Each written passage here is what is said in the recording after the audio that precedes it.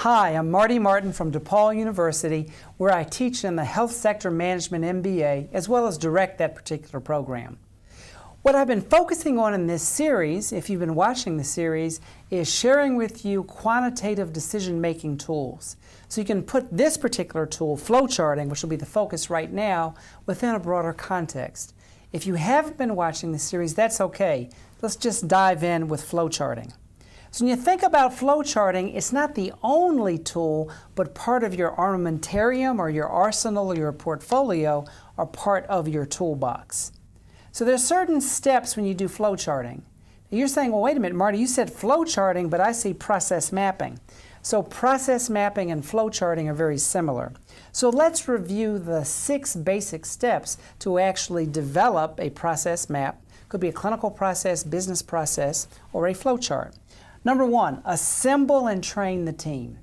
So you have to make sure that you have the key stakeholders that are involved in the process at the table, so that way you can accurately map it out. You also want to let them know too is that the purpose of this is not to result in a redesigned process such that the only benefit is that they get fired.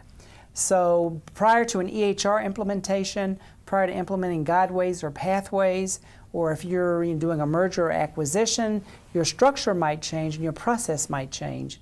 But to really enlist people in it, they have to be granted some assurances, not foolproof guarantees, that this is not going to result in them being fired, because if they sense that, they will probably distort the truth, and you need the truth.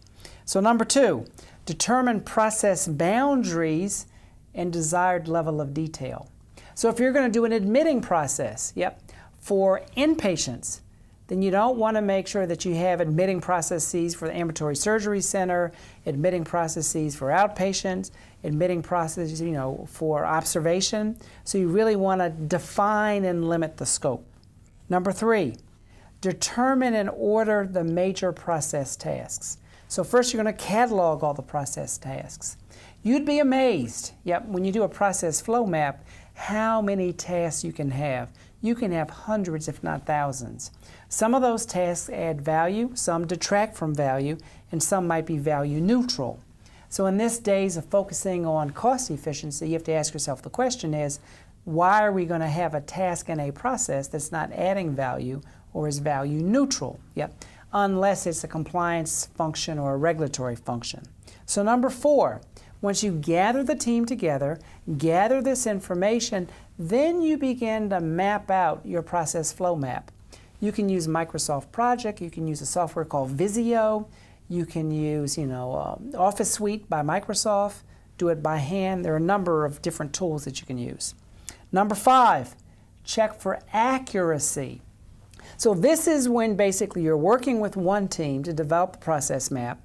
Then once you have it pretty well developed, you want to hand that off to another team. So that way they can verify it, validate it, and say, no, this isn't quite right, what about this? And in some cases, if it's an admitting process, or a scheduling process, or a registration process, or a discharge process, maybe you also have patients take a look at it and family members.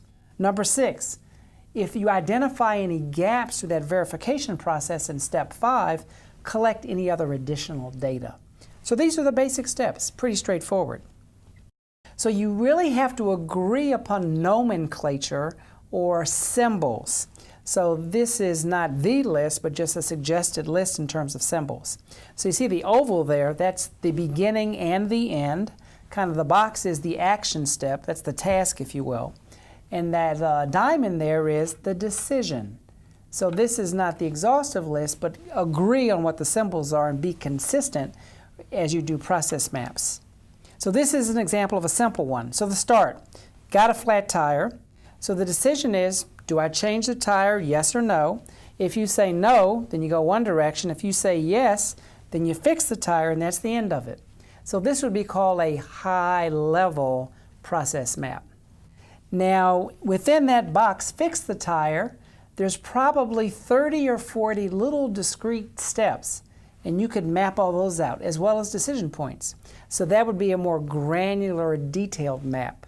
In general, you want to begin with a high level, and then you begin to really get more detailed for a detailed level. So once you've done a process or a flow chart, there's another tool that goes along with this, which is called basically swim lanes, or what's called role lane mapping. How does this look? So if you note here, we have activities. So from take insurance information, dropping down to deliver a pathology request. Then we have the roles. So who does what in the process? So the clerk will take insurance information, sole person. So if that doesn't happen, who do you look at? So you look at the clerk.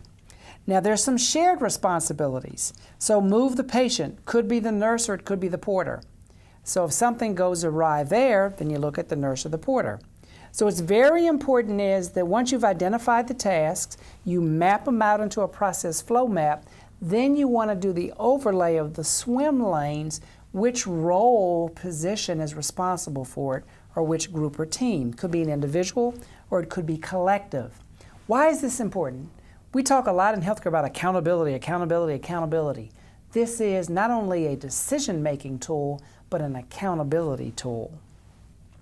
So now I'm going to begin to focus on incidence and prevalence as the next tool, but I hope you have a good understanding about how to actually formulate and develop a flowchart or process map.